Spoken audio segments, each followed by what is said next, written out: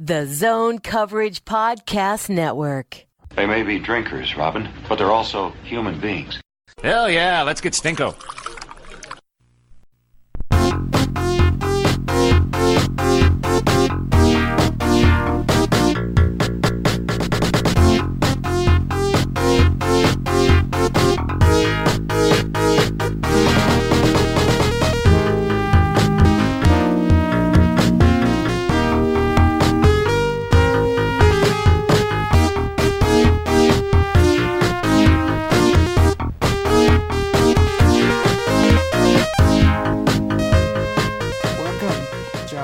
Podcast. I am your host, Giles Farrell. Across the internet machine from me is Ben Remington. Hello. We are better late than never this week. That's our motto, what we have going for us. Mm-hmm. And not a newsworthy type of week, so we're gonna just kind of mail it in and just do like a little bit of a mailbag show, so that like Homer Simpson said, you don't go into work and work hard, you don't strike, you just go in and do it real half-assed. That's the American way. Yep, that's what we're doing this week, and hopefully next week when we convene we'll have a little bit more to talk about as the NHL offseason will be underway. And Lord knows the NHL loves to not have any kind of news break during the Stanley Cup final, so It just makes for terrible podcasting. So yeah, that's what we're gonna do. And we did put out a mailbag related tweet from our Twitter account at GATG Wild Podcast. And so we will, we actually did this a week ago. We never got to it. And so we'll pick it up from there, because we actually did get a question the previous week that we can hit on first. And basically it is from Johnson from Wisconsin. It says, Russo also reported that the Wild only have 6 scouts at the Combine. Will his referencing Paul Fenton arrogance eventually be his downfall, because this does not inspire confidence? Well, do we know? I mean, that 6 is, I don't know. I think that was reported it was less than other teams. Is that the case? Yeah, if I remember right, I think that's much less than what other teams put out there, but also, isn't there like a little bit of turmoil in the scouting department? Like the Wild have kind of made some overhauls to their scouting staff. So I guess that's kind of where my head first went when I saw that was, they don't really have, the scouting staff all like completed yet or whatnot. But I don't know. I guess maybe a more polished general manager would have scouts in place and ready to go for the Combine, but I don't know. It's tough to really make a judgment on things when you're too busy firing everybody to actually field a staff. We've all been in workplace situations where you're understaffed, right? So I think that's just maybe what the Wild are going through this summer. Last year, obviously, Fenton kind of went with the old guard of scouting staff and even a lot of front office staff, and now he's putting his own people into place, and I guess that's what you get out of it. As far as Fenton's arrogance and it ruining things, I don't know that it's necessarily a death blow to this Wild's draft. I mean, I think maybe it's my own arrogance, but I think given a first-round pick, I would have an opportunity to not screw it up, and I certainly don't have any scouts that work for me. So you just kind of hope that whatever scout suggested Philip Johansson last year was amongst those that were changed. So I don't know. That's kind of where I'm at. I don't know that it's something that Wild fans need to point to for them necessarily being doomed. We'll see how the draft goes. I guess that's really the key. I mean, we liked their second half of their draft last year. If they have another strong draft, it seems, if they can kind of not screw up that first rounder like they did and have the strong draft, I guess I'm kind of indifferent to how many scouts they send to the combine in a year where there's obviously a fair amount of turnover. Yeah, and that's kind of the ultimate, test is, are they going to go way off the board again with a first-round pick, or are they going to actually make a selection that we are fond of? And that's ultimately how, I'm going to kind of judge this situation with only going with 6 scouts, and I'm guessing next year they'll probably have more, but, hey, we could be wrong, and next year they could just do the same thing again for all I know. But yeah, that's kind of what I got with that. And will his arrogance be his downfall? Yes, arrogance is always a downfall in this sport. Yeah, I think, his arrogance might be more related to him cleaning house in the analytics department and not listening to the people that he did have previously. That is more of a flagship of his arrogance than anything relating to the scouting combine. I mean, it's the combine. You've got tape on all these kids. You've hopefully been scouting them all season. Do I really care how many push-ups a hockey player can do? No, I don't. Unless you're Casey Middlestad, then everyone cares. He didn't have the greatest year, but it's I don't know if it has anything to do with his lack of upper body strength. Yeah, which he's in the NHL now. He's fine. Right. I think he's fine. I don't know. I'm not big on the Buffalo Sabres, but right. Okay, next question. Molly asks, when did they start playing in St. Louis? You answered that. David Naylor asks, why did Binnington mess that up and make me sad? You answered that. Was that a Game 6 reference? Yeah, it was right after Binnington allowed a pretty soft goal. Oh yeah, that's right. That was in the third. I watched the last half of that game. I was horribly disappointed. Yeah, like I told you, the last half of that game was not very good. Bruins really kind of took the boots to them. The first half I thought was very exciting. Me being who I am, I thought the low scoring kind of the pressure of the game was pretty good. I thought that it was exciting stuff, and then Boston really just kind of ran away with it and didn't let anybody have any fun. Yeah, and we'll see what happens in Game 7 tomorrow. But yeah, next question from Alec: which free agent would you like to see in a Wild sweater? That's a loaded question. Right. I really don't want the Wild to be big players in free agency, but I feel like they're going to be big players in free agency just because they have all this cap room. And you got Crazy Pills Paul just up there going with, I've got all this space, let's do something with it.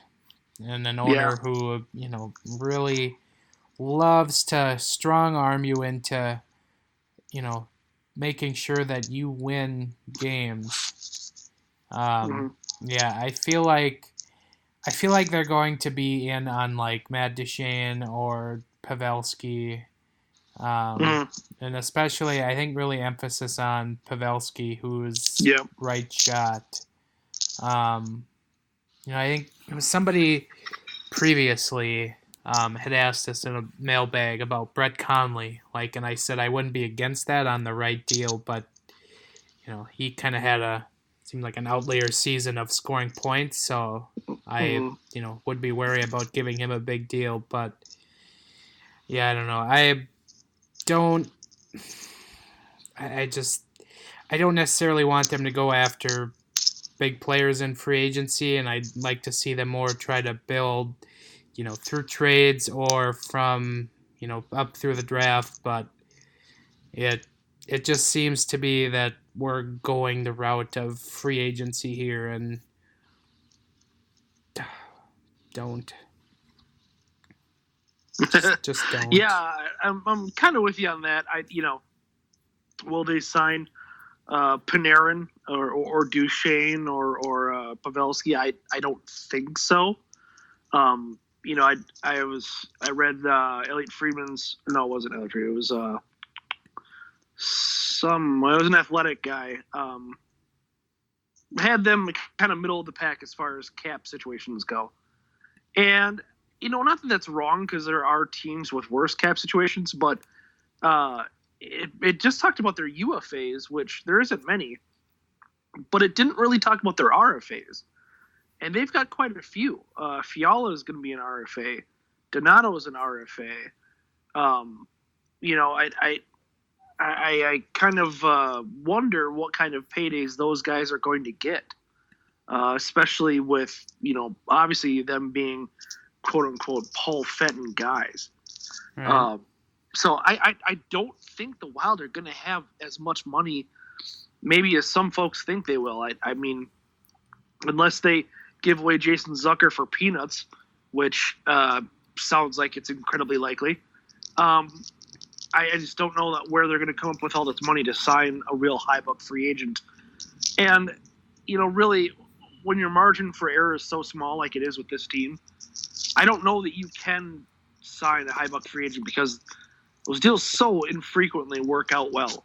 Right. It just doesn't seem like something that's going to go well for them.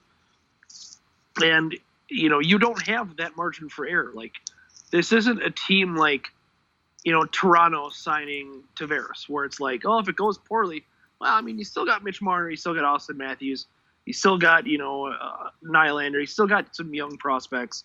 You'll be okay. Like, this isn't a situation like that where you can, not get great return on a massive free agent contract and still have a very competitive team. Not that, that happened to Toronto, but, let's say Tavares fell on his face. Toronto still is going to be fine. The Wild aren't that team. They dish out, they shed enough contract, God forbid, by dealing Zucker or even worse yet, Spurgeon. And they kind of link up to one of these big UFAs and they don't come through. This team is really, really in trouble. Really a lot of trouble. You sell the ship for signing Artemi Panarin and he ends up being Marty Havlat on you, and you're in a lot of trouble. Yeah, and I guess to answer the question here, what free agent would you like to see? I would love to see if you can get Wayne Simmons on the right deal, even though he's 30. I would be very in favor of that. He's a right shot. He plays a very physical net front presence type, and he's been very useful up until just this last year as a power play guy with the Flyers. All things you really need on the Wild is somebody who can kind of make havoc for opposing defenders and goaltenders and, contribute on the power play as a right shot, which the Wild badly need. Yeah. If you can get him on a good deal, I would say 3 years, that he might be looking to go long, and I'm looking at Evolving Wild's cap projections, and they have Simmons at 5 years at around $5 million per year, which might be too much for my taste, but if you can maybe get him to maybe come down to 4, I can hear an argument for that. But at his age, he might be looking to really take what he can get from some team. But that would be my pick. Yeah, I really wouldn't hate him at 5 and 5. But I'm with you. That term gets a little bit scary, especially because he did have a down year. It's tough to give a player that's coming off of a down year that kind of contract. And you just kind of have to hope for an Eric Stahl situation, right? Like where, he's coming off of a bad season and that really drops his price and you're able to kind of make out like a bandit on the deal. And that's, I think across the board. All right. And so I'm with you 100% on the Simmons deal. That would be absolutely tremendous. Next question from SB. Who are some trade candidates we should be looking at for the Wild? I'm not sure if this is asking like players on the Wild that are being traded or players on other teams coming in. Yeah, I think it's other teams. I don't know. That's a really tough game to play. Phil Kessel. Like, I was gonna say that too. Michael Frolik. Yeah, it's a really tough game to play because it's like, I don't know. You're just kind of throwing darts. You're really, really throwing darts, in fact, and you're just kind of hoping for, the random trade predictor to kind of, work in your favor. I will say, there were some rumors floated about the Zucker deal that if they would ship him to Vegas, they would get Jonathan Marchessault back. And I'd be okay with that. I don't hate that. Yeah, that wouldn't be terrible like any of the other reported Zucker deals. Any other deal we've heard for Jason Zucker basically makes us vomit uncontrollably, but Jonathan Marchessault for Zucker, I'm not mad at that. I think you could kind of see, the kind of what Fed would be going for with that deal. So that's a guy that, if he's out there, and I don't know why Vegas would deal him otherwise, but if he's at all available, that would be lovely. There's a lot of other guys out there like that, but that's one name that we have heard from actual league sources. So. And that's a little weird. Like, there has to be more going on with that deal because that's Vegas taking on $500,000 more to the cap every year. If it's just a straight 1-for-1. So either Vegas would have to make like other corresponding moves or, something.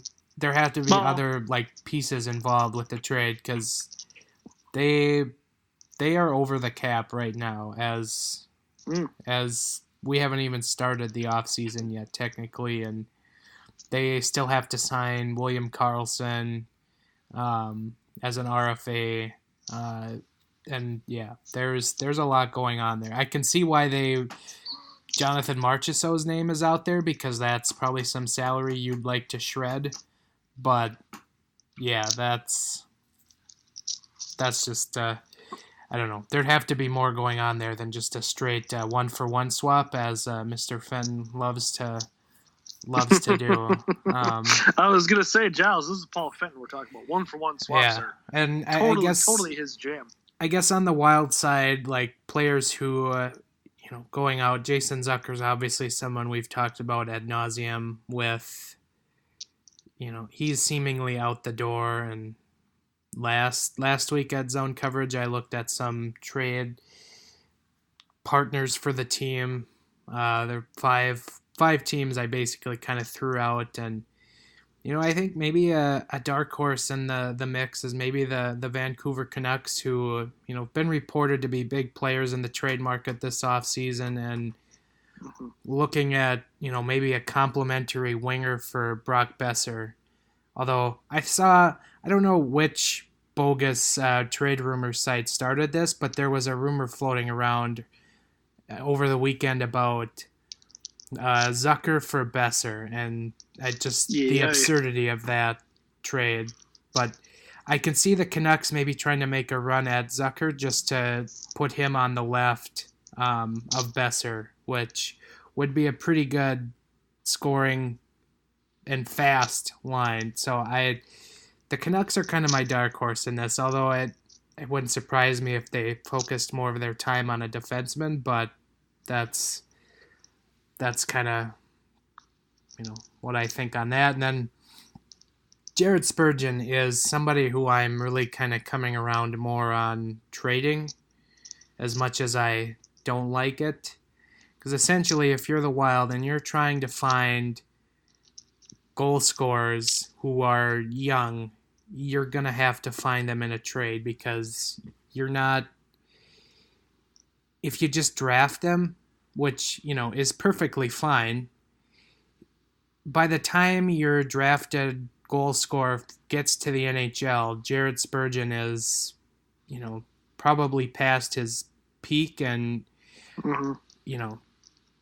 so maximizing on his value is kind of becoming a more enticing option for me, although I don't know if that's overly likely, but that's kind of where I'm really changing my mind on that. I'm kind of flipping around, and you can find some decent right-handed options on defense to complement Matt Dumba, but I think it's probably also getting close to the time where you just say, yeah, Matt Dumba, you're our top right-handed defenseman. You're going to be anchoring this team for a while. So I think you can do that with having Spurgeon on the team, so I don't think there's anything wrong with having two top-flight right-handed defensemen like that. Especially, with Suter kind of has his, let's say, offensive limitations sometimes, and Brodin doesn't even know what offense is. So I don't think there's any issue with that. I'm still in the camp where I don't want to see Spurgeon dealt for this team, but that's more along the lines of I don't have a ton of faith in the return being as good as we might like it to be. Right. Well, so anytime Paul Fenton's going into a deal now, it's going to be not. You're at a disadvantage.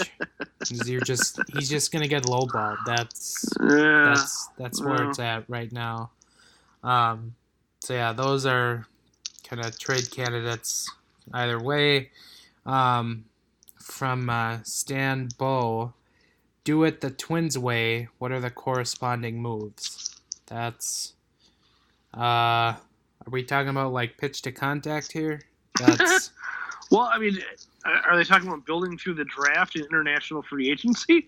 Because that's what they've done. And the Wild just aren't in a position to do that. They don't have time to wait on draft picks, and really, I don't know. I don't know exactly what he means by that, but I guess the Twins have made very shrewd free agency signings. I mean, if you're looking at guys like Martin Perez or Nelson Cruz, they've worked out very well. Jonathan Scope has been all right. CJ Cron has been okay. I don't know. Yeah, of course you want to see them make shrewd moves. Of course you want to see them do what the Twins did and turn nothing to something, as they have with several players. But I don't know. I feel like that doesn't happen in hockey quite as much. I feel like a lot of that stuff in baseball is very analytics driven, and it's very, there's a lot of mechanical stuff in baseball that can fix somebody. Like Martin Perez, for instance, this year added a cutter, and it's become a renaissance for him as a pitcher. You can't do that in hockey. Like, you can't take Nate Prosser and be like, oh, we're going to add a knuckle puck, and now Nate Prosser is an all-star caliber defenseman. That doesn't happen. So I don't know. I feel like that's tough to replicate. Next question from Shane LeClaire. Do you think Fenton is going to try and trade up in the draft?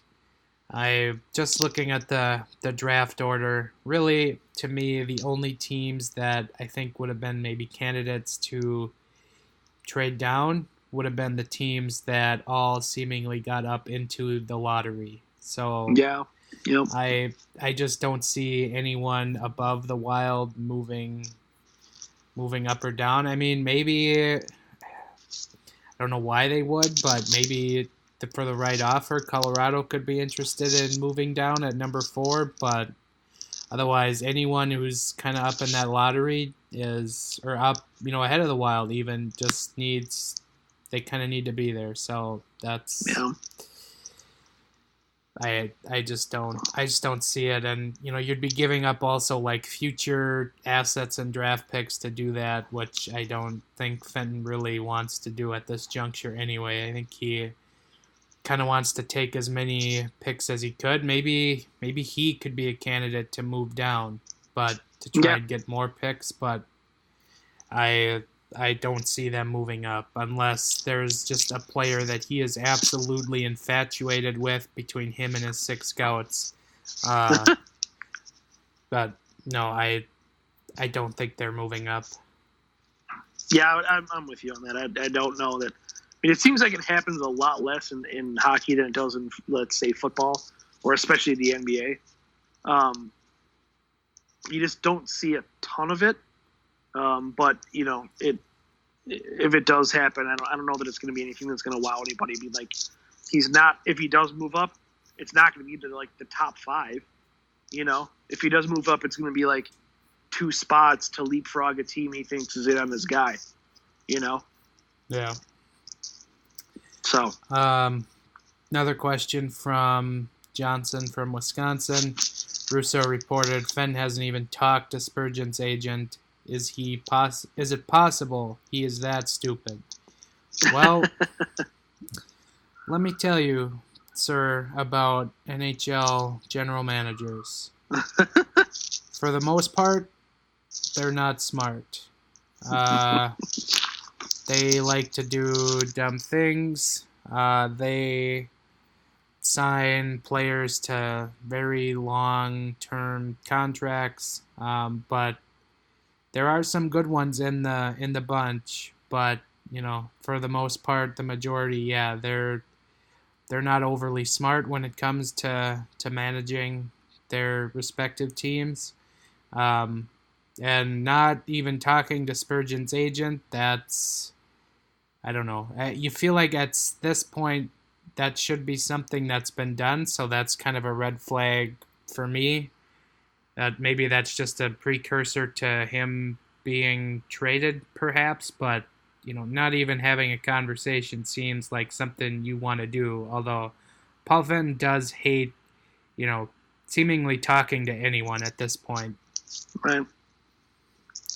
Yeah, I think it might be a situation where every time his phone rings and he sees it's that agent, he just throws his phone because he assumes the agent is calling to scream at him about trying to trade Jason Zucker over and over again.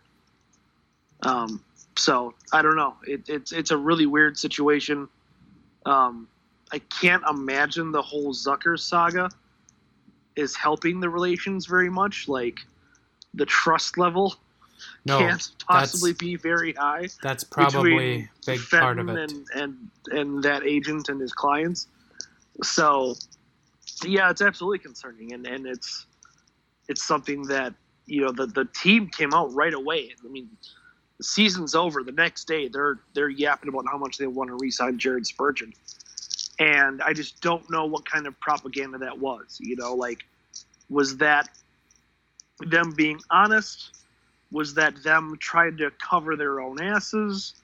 It sort of seems like the latter at this point. Yeah. Who gets the worst... Sorry, this is from Jesse de Saint Hubert. Who gets the worst returns on trade, Paul Fenton or the blind kid from Dumb and Dumber?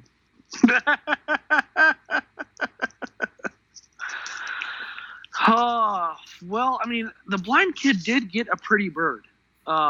He got some baseball cards. We can't forget about that. We don't know how valuable those were. Yeah, that's true. I am gonna say the blind kid from Dumb and Dumber. That gets my vote. Yeah. Let's see. I think there's another question here. I think I got quote tweeted. I'm just trying to make sure we get them all.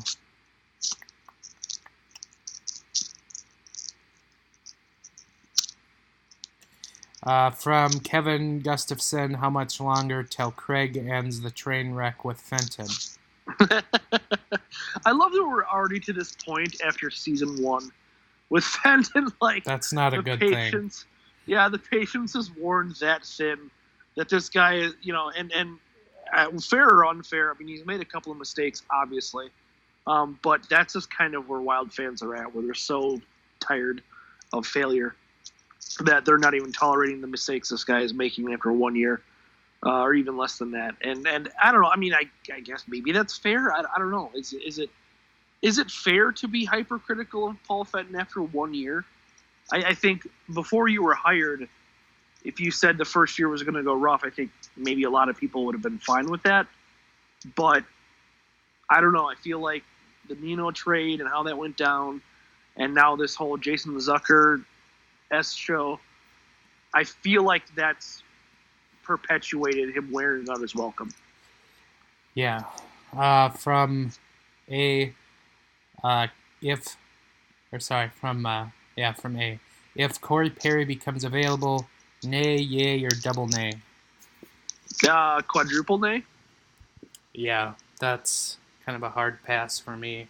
And I can imagine like some team will give him the train wreck type of contract still, even though I think the Ducks are about a stone's throw away from buying him out. So, yeah, Corey Perry, good God, gross. I like it. You know, this team doesn't need more big contracts with players that are going to produce what those contracts would, demand. Yeah. Another one from Johnson from Wisconsin. We kind of hit on this a little bit, but basically asking if the Wild trade Spurgeon, what team and what kind of prospects or players would you want in return? Well, I wrote on this at zonecoverage.com/wild. Hint, hint. I looked at a couple teams that might come calling for Jared Spurgeon. Toronto was kind of the big one there, that they kind of cry out as someone who needs a good right shot, top pair defenseman. The Flyers' old friend Chuck Fletcher could come calling. Then I had like New Jersey, Edmonton as teams who also kind of need a top pair right shot defenseman. So those were, again, back to your point, it is just kind of like throwing darts at a wall. But yeah, those are teams that I kind of looked at need and maybe having, some assets that could come back to the Wild in a trade. So that's, unless you have anything, that's all I got for. No, I think that's good. I think Toronto is maybe the most interesting of all those trade partners because they, I think, might benefit from Spurgeon the most, right? Like their defense was definitely their weak spot this season. And a player like Spurgeon, I mean, what he does for creating offense, creating plays through the neutral zone, getting offensive players the puck, I think that guys like Marner and Matthews are really going to benefit from that. Yeah. And so conversely, they have a lot of really interesting pieces to deal. I mean, you talk about a guy like William Nylander, that was a name that's thrown around a lot. I don't know how likely that is, but that's a possibility. I mean, even a guy like, a lot of people are going to hate to hear it, but like a guy like Nazem Kadri, that's a possibility of someone that might be expendable to the Maple Leafs that would help the Wild, even though he is kind of a world-class shithead. Toronto's very interesting. I think that's a very interesting trade partner. But having said that, and them being a likely trade partner means it's absolutely not going to happen. And then two more. Second to last one, Harold Johnson asks, I'm struggling to find anything to be excited about with this team. What should we look forward to with this squad next year? Well, Harold, you can get season tickets now available to the public. That's something you can look forward to. Just give the Wild ticket office a call. That's news this week. The only shred of news that's come through the pipeline. But for the actual hockey team, I don't know. I think there's just more kind of like milestone-y type things coming up this next year. Like Koivu and Parisi are going to hit 1,000 games, which is always kind of a monumental marker for players in this league. Parisi could, with a good year, kind of move up in the goal scoring charts and in team history.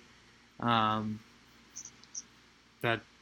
if you're asking me to give some optimism about the Wild being a good team next year, well, that is on hold until we kind of see what the offseason does for this team and the moves that they make.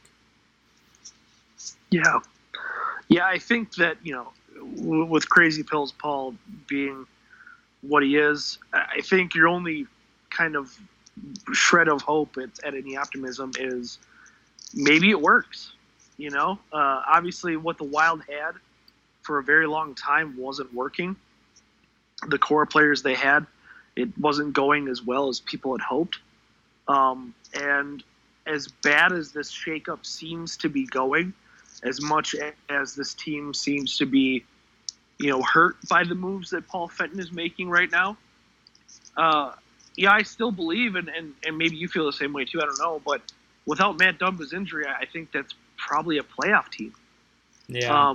And it's, so as much as we didn't like what Paul Fenton did, maybe some of it worked a little bit. Ryan Donato seemed to have a pretty good year, and Kevin Fiala obviously didn't do much, but he showed flashes, and maybe a full year under Bruce Boudreau is what he needs. Who knows? So that's kind of the shred of hope. That's all you really got. That, and the team is going to tell you what an awesome fan you are and how passionate you are about the game of hockey. And no other fans in the NHL could possibly love hockey more than you do because of the state that you live in. I mean, that's something, right? Yep, that's always right. Also, did we get a hint of their slogan for next year in that release about season tickets? It was open season or something. It was a fishing reference essentially. Was it Be Wilder? No, it was not Bewildered. No, I don't know. I didn't even notice, I guess. It's the whole RAs thing, I don't know. Are they still going to go with that? Well, basically, their ticket drive slogan is "Catch Your Limit." What? Yeah, that's literally the video that they tweeted out about signing up for season tickets. It says Catch Your Limit? Yeah, half season, 11 game, and full season plans available. Catch your limit. That's just, as somebody who has a cabin of Mille Lacs, that just brings up terrible, terrible feelings deep inside of me. Not being able to keep any walleye. So, I can't help but to question that marketing slogan. Well, right now, my limit is 0. So, yeah. My limitation on Wild games is I don't want to pay for any Wild games next year. Right. That's my limit. Right now, my limitation is I'm just going to enjoy the off season. Yeah, no kidding. All right, so we actually have 2 questions now. I swear this is right. Okay. Ethan Hoffland, will the rumored third jerseys that didn't pass the TV test be leaked? How awful were they?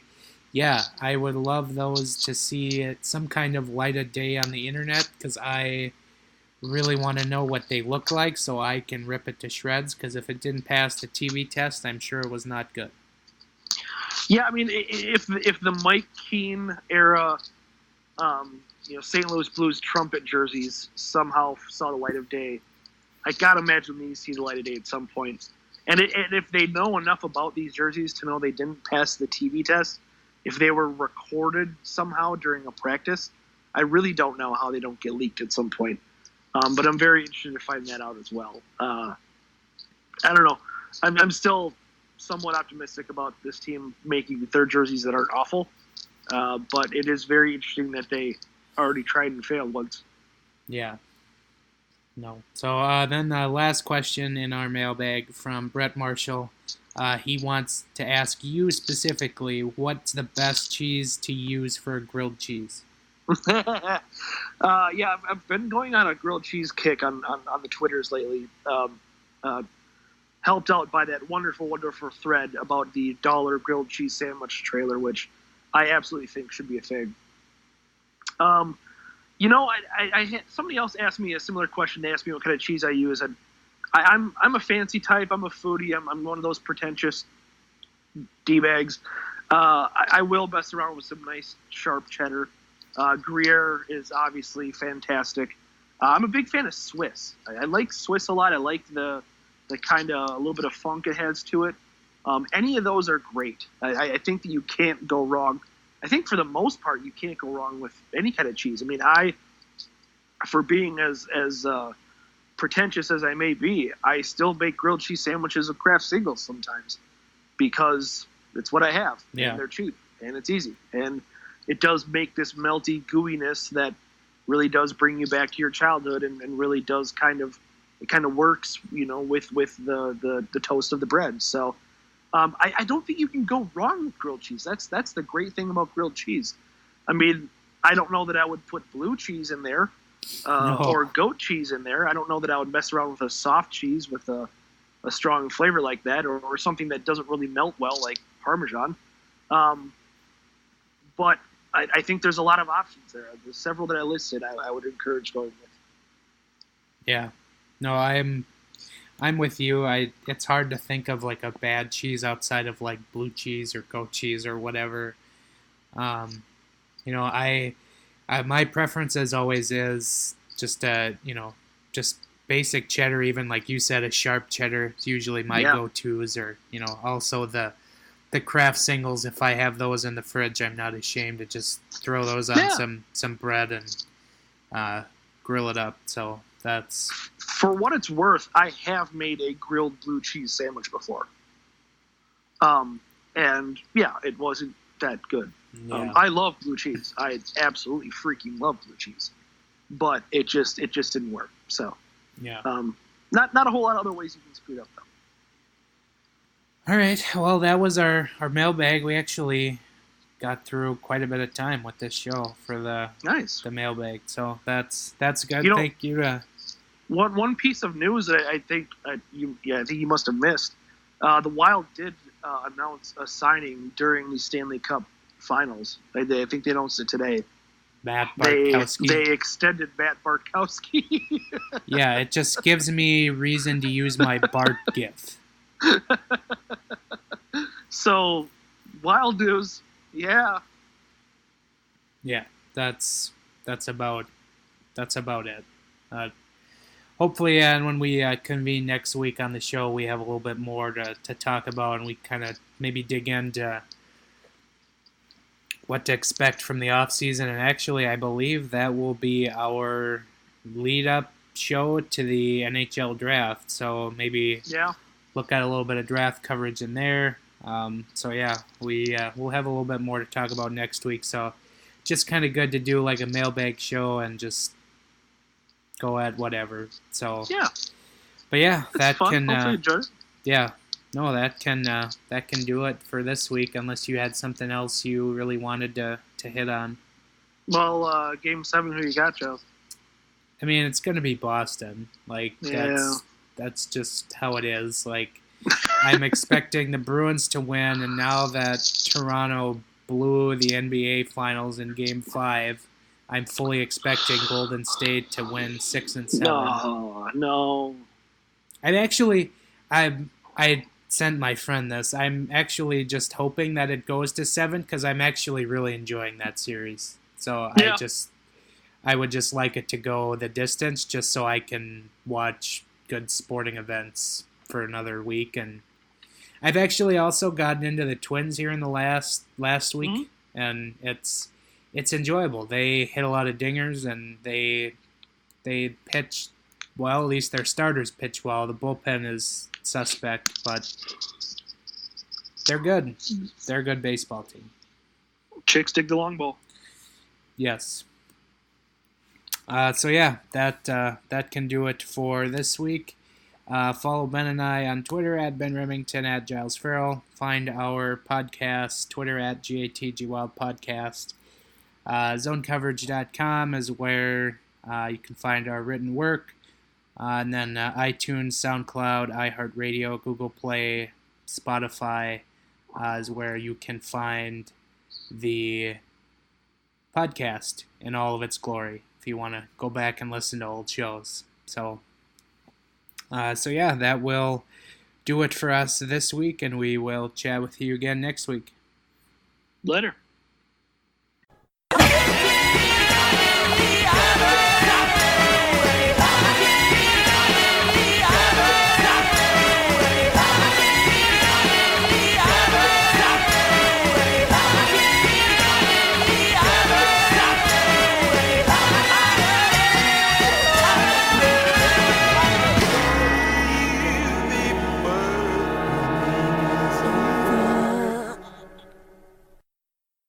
It's not resiliency. You're making it sound like we're good.